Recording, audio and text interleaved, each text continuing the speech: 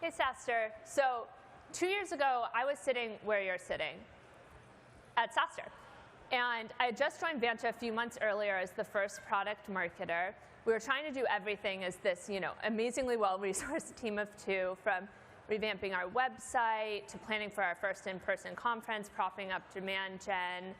And I was pretty sure at that point I had just made a creative decision that was about to get me fired. But we'll come back to that in a minute. And frankly, there were a lot of days that I had wondered why I had taken this job at Vanta at all. Because prior to Vanta, I had been leading consumer marketing teams at Google, doing the type of marketing that I had gotten into marketing to do. Super Bowl ads, doing city takeovers. I was flying around the world and attending focus groups and hearing from our users about what made them tick, what made them emotionally connect with our brand, and trying to craft creative campaigns like Androids Be Together, Not the Same campaign that really spoke to that emotional need. And maybe you relate to this as well, but early on in my marketing career, I certainly felt like there were two paths in front of me. There was a path to go into consumer marketing, and you got to do cool stuff like that, because consumers are irrational, right? And the reason why we buy a certain body wash or a certain cell phone or use a certain app is because it says something about us, and it makes us feel a certain way. Or you can go into B2B marketing, and you might make a little more money, but at the end of the day, your buyer is a completely rational enterprise. They're not buying based on what this app says about them, what it projects to their boss or their coworkers. They're buying based on ROI and speeds and feeds. And so your job as a marketer is just to tell them those three things and then get out of the way and let the product do the talking. But I rejected that notion, because even at Google, doing these large consumer activations, I knew that I was the same person at work that I was at home. And there were products that I used during the day that made me feel a certain way. And I felt like I wasn't being spoken to that way, from their marketing departments. And so I issued a challenge to myself. It was kind of a proof of concept that I wanted to run. Can you make emotionally resonant marketing as a B2B marketer? And so in order to do that, I wanted to go join an early stage B2B startup where I felt like I would have the latitude to try new things. So of course I joined one in just the sexiest, most emotionally charged space there was, compliance. And that's how I found myself at Vanta. And so anyways, back to Saster 2021, as I said, team of two, trying to do everything. Used to working with big agencies and brand departments, but now we're designing the booth. We're getting Christina, our CEO's keynote talk, written. And Delaney, my demand gen counterpart, comes to me, and she tells me, OK, I bought a billboard on the 101. And it was just for the 2 weeks around the conference, just off the exit in San Mateo. And at first, I was a little annoyed, because it was just oh my God, this is one more thing we have to think about. But I knew it was kind of an opportunity for us to try out that proof of concept. Can you make emotionally resonant B2B marketing? What would we put on a billboard for 2 weeks if we knew it would come down? And so we hosted a brainstorm. We invited people across the company. We were all throwing out ideas like you do in a brainstorm, mostly centered around what the product does, right? Vanta automates 90% of the evidence you need to get SOC 2 compliant. Oh yeah, that's catchy. Let's put that on the billboard. Vanta simplifies security for overworked teams. It's yeah, write that down. And we're going back and forth, and then an idea just popped into my head. So I shouted it out in the brainstorm, which is compliance that doesn't SOC too much. And we all laughed. It was kind of this great moment. And then we moved on, because it was very provocative to think that we were going to run a billboard as a compliance company that implied that compliance sucked. But the idea stuck with me. And so that night I got home, and my husband, Pat, is actually a Vanta user. And so I asked him, I was like, hey, Pat, OK, it's a little out there, but what would you think about compliance that doesn't SOC too much as the tagline? And he loved it. And so it gave me the confidence to ask a few other customers. And they all loved it. They really responded to it. So I went to Christina, our CEO. It was a Friday afternoon. And so I asked her, I was like, OK, what would you think if we ran compliance that doesn't SOC too much on the billboard? And she laughed, kind of nervously, and then was like, OK, let me think about it over the weekend. And thankfully, I didn't have to wait till Monday, because the next morning, Saturday morning, I woke up from a Slack from Christina that said, OK, it's funny, let's run it. And so we did. This was the first billboard we ever ran at Vanta, right off the San Mateo exit, just for the 2 weeks around the conference. We put it up. We kind of arrived to SaaStr, set up our booths, very nervously awaiting, seeing if we would get any response. You know, it was a big spend for us at the time. We were just like a team of 2. And 24 hours later, it had gone viral. So people were posting it on Twitter. A community of security compliance auditors on Reddit had found it. They were sharing it. People were coming up to our booth right here at SaaStr and saying, like, oh, well, I don't need SOC 2, but like, I just had to meet the team that ran that billboard. And it was such an amazing feeling. Like, as marketers, you all know when you create something that like really resonates with an audience, it's just like incredible, indescribable. And the good news is it didn't really just stop at that awareness, because a few weeks later, the CTO of what became our largest enterprise customer was driving down the 101, saw the billboard, laughed, got home, Googled Vanta, and a few weeks later they became customers. And it highlighted for me what I kind of knew intuitively, which is that it was emotion and not rationality that's our biggest driver as human beings, whether we're at work or at home. And in the blink of an eye, literally in the time it can take someone to drive past a billboard, you can go from awareness to deeper action. And so we took that insight at Vanta. We took the fact that we had created something emotionally resonant that had moved people to action, and we ran with it. And we made joy and delight a huge part of our brand identity. We introduced the world to Ilma. She's our guard llama that guards over our flock of Vanta customers. And we looked at every touch point we had, from our top of funnel marketing to the way we wanted to make customers feel at renewal, to make sure that across the company, we were always portraying this brand voice as trusted experts with a wink. And it's worked for us in part because joy and delight aren't two emotions that people expect to feel from a B2B software company, let alone a compliance company. But of course, Vanta's not the only company in the world that has glommed onto this idea, and I'm sure there are many of you in the audience today that have great examples from your own work of how this emotionally resonant marketing can solve real business challenges.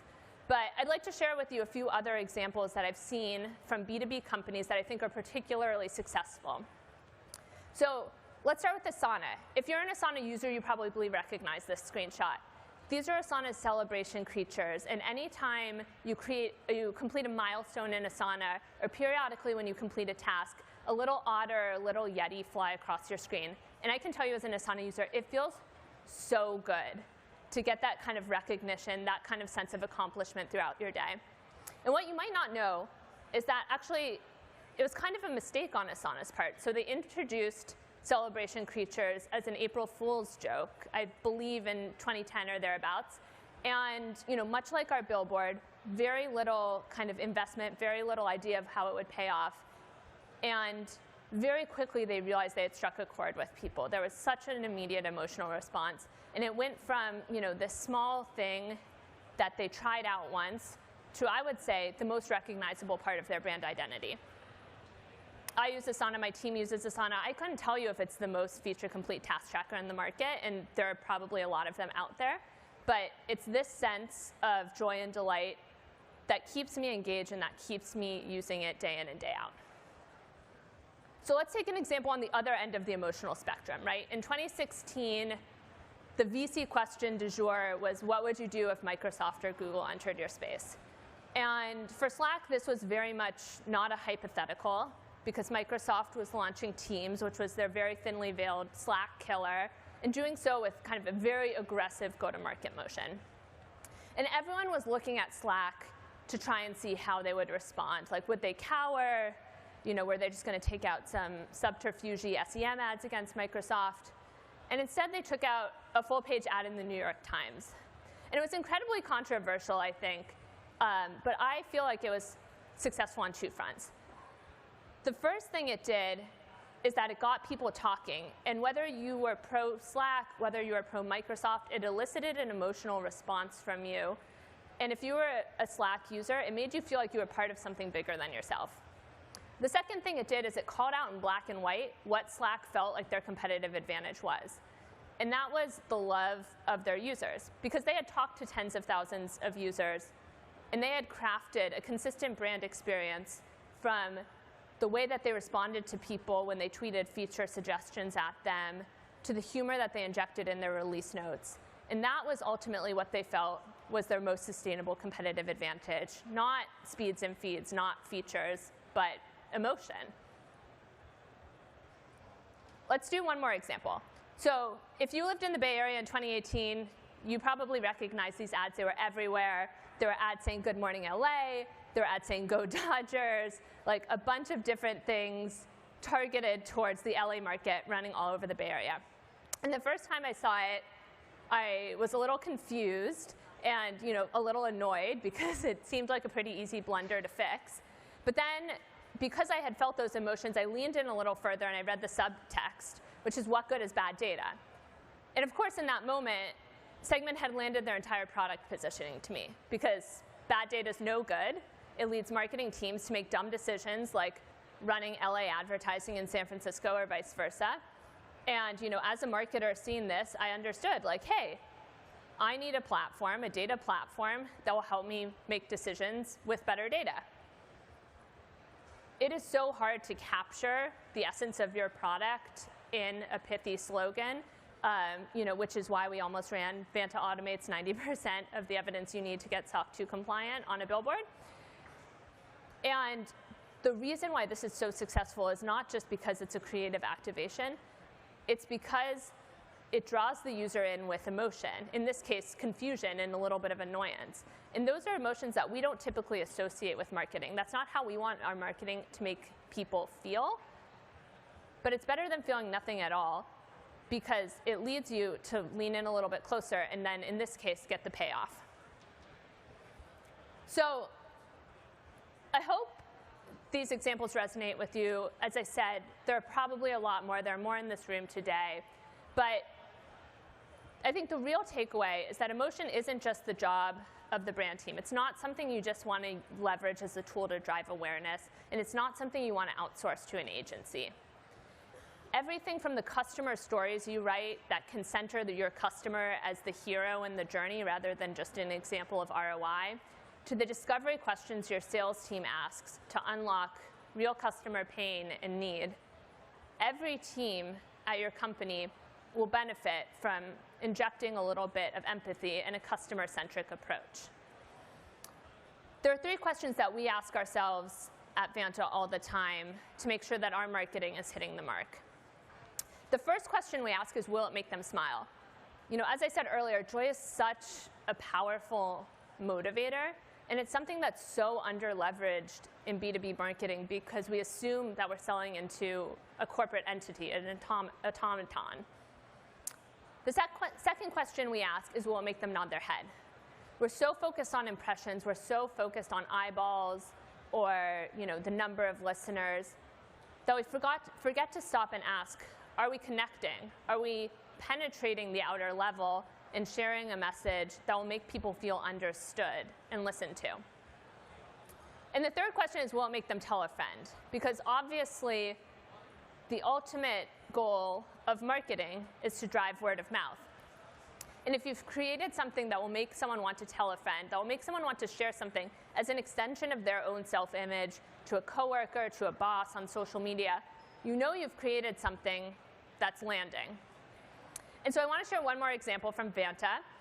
This is Don and his team. They recently achieved SOC 2 with Vanta, and so of course we sent them some socks that say SOC 1 and SOC 2 on them.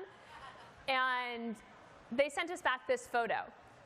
And if we think about the 3 questions we asked up top, will it make them smile? Yes, I think pretty clearly. Will it make them nod their heads? We sent this at a moment where they had just achieved a milestone in using our product, but more importantly, they had achieved a milestone for their company. And so yes, I think we connected with them. We got them to nod their heads. Finally, they shared it on social media when they announced their SOC 2. So clearly, they told a friend. So I want to thank you all for your time today. We only have a few minutes together. I'd love to continue the conversation either later at the Vanta booth or right now. I hope I've shared some examples that get you excited to inject some emotion into your own marketing. It's not just the job of the brand team. It's not something you need an expensive agency budget for. Ultimately, at the end of the day, it is about listening to your customers, deriving empathy for them, and then communicating back to them in the way that we all like to be communicated with as humans. So thank you so much for your time. I appreciate it.